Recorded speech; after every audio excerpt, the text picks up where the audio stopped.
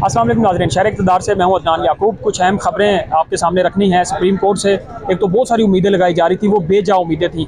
लोग समझ रहे थे कि सुप्रीम कोर्ट कोई बहुत बड़ा फैसला दे देगी और मुल्क में इंतखाबात हो जाएंगे, लेकिन ऐसा नहीं हुआ। मेरे साथ बीट रिपोर्टर हैं सुप्रीम कोर्ट के वसीम मलिक, इनसे सुप्रीम कोर्ट के मामलात में बात करेंगे और साथ में तहरीक इंसाफ के ऊपर जो क्रैकडाउन चल रहा है और क्रैश करने की कोशिश की जा रही है, क्या दोबारा तहरीक इंसाफ इस काबिल होगी कि इलेक्शन लड़ सके या इमरान खान वज़ीर-ए-आज़म बन सके।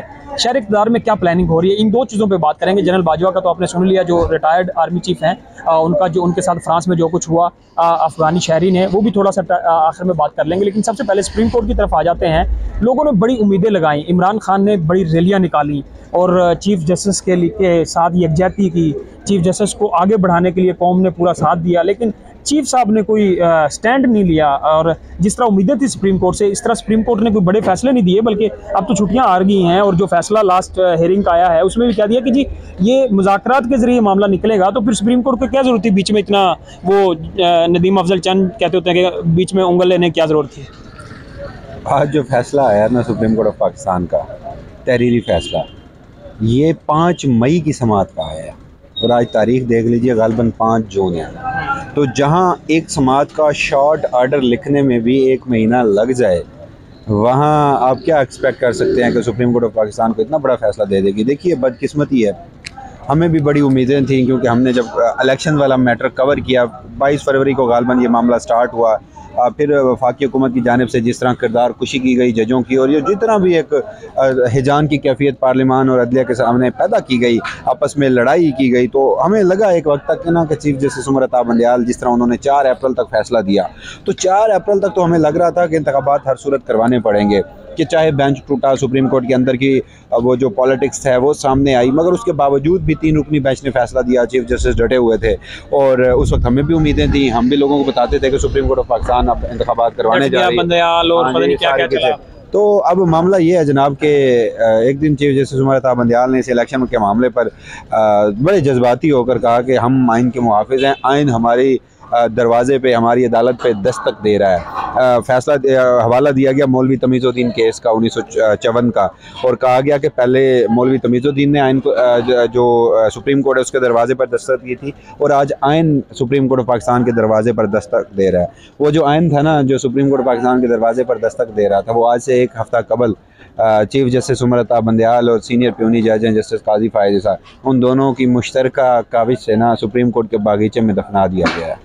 तो अभी ये जो छुट्टियां हो रही हैं, इसके बाद तो जब दोबारा सुप्रीम कोर्ट खुलेगी छुट्टियों के बाद, तो जस्टिस काजी फायज़ ईसा साहब आ जाएंगे, तो मामला तो लटक गया है। और फिर अगला दौर काजी फायज़ ईसा साहब के बारे में, जो उनकी जजमेंट्स हैं, जो उनकी हेयरिंग्स हैं, जो उनके फैसले हैं, उससे तो वो लग रहा है कि वो तो बिल्कुल इंटरेस्टेड नहीं है। तो अब सुप्रीम कोर्ट से लोग नाउमीद हो जाएँ, नज़रें चुरा लें। मायूसी का जो एक हर तरफ से जो मायूसी का एक था, सुप्रीम कोर्ट से भी वो दरवाज़ा बंद हो गया। देखिए, चीफ जस्टिस उमर अता बंदियाल ने कोशिश करा के देख ली, 3 जजेस ने फैसला दिया, 4 अप्रैल को फैसला दिया, 14 मई को इंतखाबात की तारीख दी, मई गुजर गया, अब 10 दिन बाद 14 जून आ जाएगा, लेकिन वो 3 जजेस कहते हैं कि अभी भी 14 मई को इंतखाबात होंगे।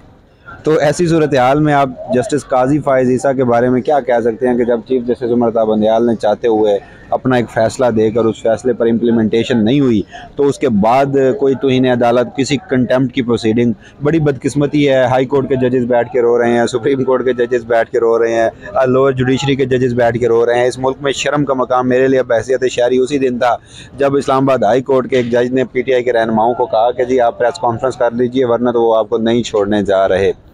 तो इस सारी सूरत हाल में अगर आपके फैसलों पर अमल दरामद नहीं हो रहा, तो आप घर चले जाएं, कौम पे एक एहसान कर दें। वो एहसान ये कर दें कि जो हमारे टैक्सों के करोड़ों अरबों रुपए आपकी तनख्वाहों में, मराहत में, इन सारे मामलात में लगते हैं, तो वो बच जाएंगे, घर बैठ जाएं, आवाम को थोड़ा कुछ फ्यूल में, आवाम को कुछ आटे में, कुछ कुकिंग ऑयल में, इन चीज़ों में सब्सिडी शायद मिल जाए।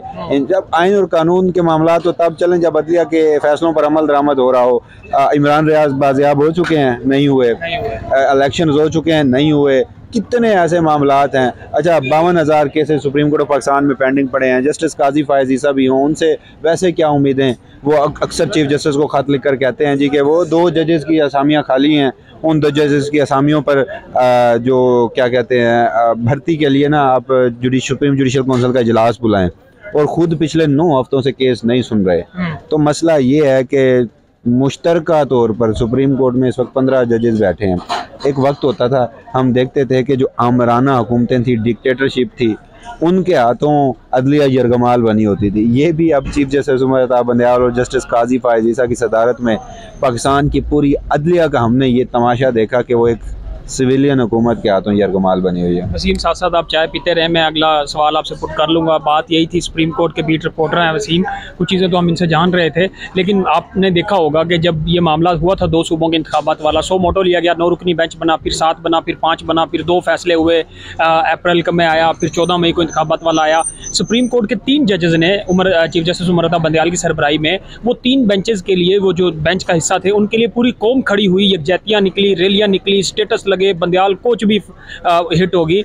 लेकिन एकदम अचानक ऐसा क्या हुआ कि बंदयाल साहब खुद भी लेट गए और उनकी पूरी कोर्ट भी लेट गई, और उनसे जो उम्मीदें वाबस्ता थी, क्या वो मौलाना फजलुर रहमान का वो पीडीएम का एहतजाज था सुप्रीम कोर्ट के बाहर, या आप फेस सेविंग चाह रहे थे कि वो उस गड्ढे में घुस गए जहां तक वापसी का उनके पास रास्ता नहीं था? तो अब कोई उम्मीद, कोई रास्ता नहीं था आपको जो एक सुप्रीम कोर्ट से नज़र आ रहा था इंतखाबात के हवाले से। तो 2 सूबों के इंतखाबात तो दूर की बात, अब मुल्क में आम इंतखाबात भी हो जाए तो बहुत बड़ी बात है, लेकिन चूँकि ये ज़रूरी था, आज सुप्रीम कोर्ट में रजिस्ट्रार ने पहले भी नोटिफिकेशन जारी कर चुके हैं। अभी जैसे वसीम ने बताया कि 15 जून से छुट्टियाँ होने जा रही हैं, आगे सितंबर तक ये चलेगा। काजी फायज़ ईसा साहब आ जाएंगे। ये भी हमारा इंसाफ है, निज़ाम इंसाफ है।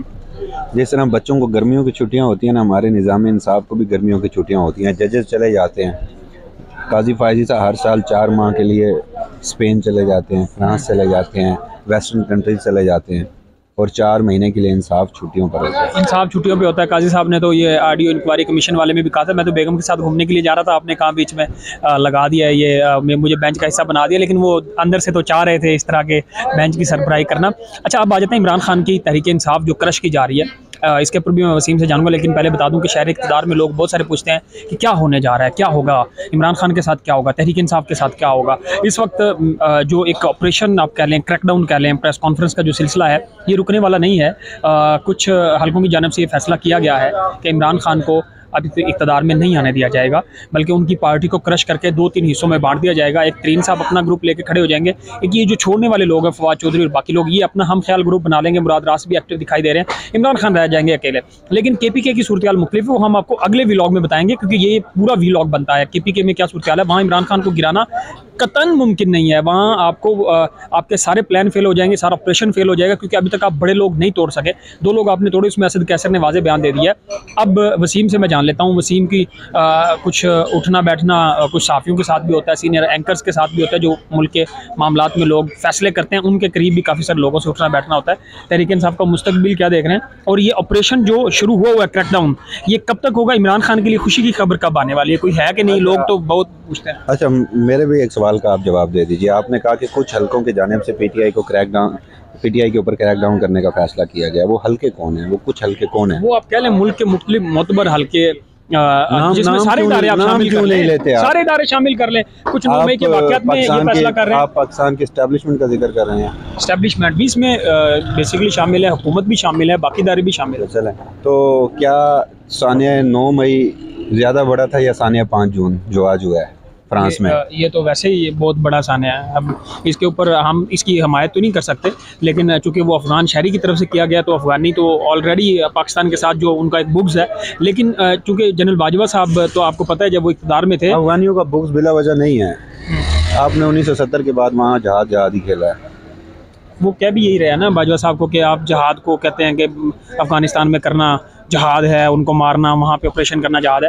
खैर वो एक अलग था। बेसिकली हमारा मुद्दा ये था कि आज साबिर शाकिर ने भी कहा कि मैं उस लोग को, उस बंदे को आज देख रहा हूँ जिसको गालियाँ निकाल रहा है अफगान बाशिंदा, जो हमें इक़्तिदार में होते हुए कॉल्स पे कहता था कि मैं तुम्हें इबरत का निशान बनाऊँगा। ये साबिर शाकिर सीनियर साफ़ी हैं जो आजकल बाहर हैं, तो उनकी अपनी, जब वो इक़्तिदार में थे तो अशर शरीफ वाला मरहूम का वाक़या भी हुआ, बाकी भी लोग। देखिए, अगर आप कहें कि रिटायरमेंट के बाद इन सब के साथ ये कुछ होता है तो ये लोग सबक क्यों नहीं सीखते? अगर आपका सवाल ये है, तो जैसे आपको और मुझे इस क्वेटा की चाय का नशा है ना, वैसे लोगों को इक़्तिदार का नशा होता है, और इक़्तिदार का नशा दुनिया के हर नशे से इंतहाई ख़तरनाक है। आपको उसको कुछ नज़र नहीं आ रहा होता, आपको उस जो ताकत है ना, वो उस ताकत के नशे में इतने आप धुत हो जाते हैं कि यही सूरत हाल होती है जो इस वक्त हो रही है। देखिए, इस वक्त इस मुल्क को नफसियाती मरीज़ चला रहे हैं। आप इनकी हालत का अंदाज़ा लगाइए कि रात को 12-12 बजे पहले 75 साल के एक बुज़ुर्ग को जो वेंटिलेटर पे होता है उसे उठा लेते हैं, फिर उसके बाद आप देखिए कि 82 साल के बुज़ुर्ग को उठा लेते हैं। एक का ताल्लुक चलें उसका जो नदीम अफजल चांद साहब के दूसरे भाई हैं उनका ताल्लुक पाकिस्तान तहरीक इंसाफ से है, मगर पीपल्स पार्टी की इन्वॉल्वमेंट पर चंद साहब के वालिद को तो छोड़ दिया जाता है, मगर हमाद अज़हर साहब के वालिद मियाँ अज़हर को अभी तक नहीं छोड़ा गया। और फिर हमारे यहाँ कुछ बदनुमा चेहरे हैं जिन्हें मैं सहाफ़ती बदरुएँ कहता हूँ, वो बड़ा उस पर रोना धोना और अब नाच नाच के घुंघरू तोड़ देते हैं। और जी वो नदीम अफजल चंद के जो वालिद हैं उन्हें गिरफ़्तार कर लिया गया है। अब मैं क्या कहूँ, उन उल्लू के पट्ठों को हमाद अज़हर के वालिद नज़र नहीं आते। हमने देखा पाकिस्तान में इस वक्त संगीन बदतरीन इंसानी हकूक़ की पामाली हो रही है। गलत हुआ, नदीम अफजल चांद साहब के वालिद के बारे में भी गलत हुआ, उनके साथ भी गलत हुआ, नहीं उठाना चाहिए था। मगर हमारे जो ये सहाफ़ती बदरुएँ हैं, ये जो बड़ा पता नहीं क्या डेमोक्रेटिक्स बनते थे, डेमोक्रेट्स बनते थे, ये इंटेलेक्चुअल फ्रॉड्स इतने हैं कि ये कहते हैं जी पाकिस्तान तहरीक इंसाफ के साथ ना ये वो हो रहा है, क्या वो उसे वो एक लफ्ज़ है जी कि अगर आप किसी के साथ करेंगे तो आपके साथ होगा, मकाफ़ात अमल हो रहा है।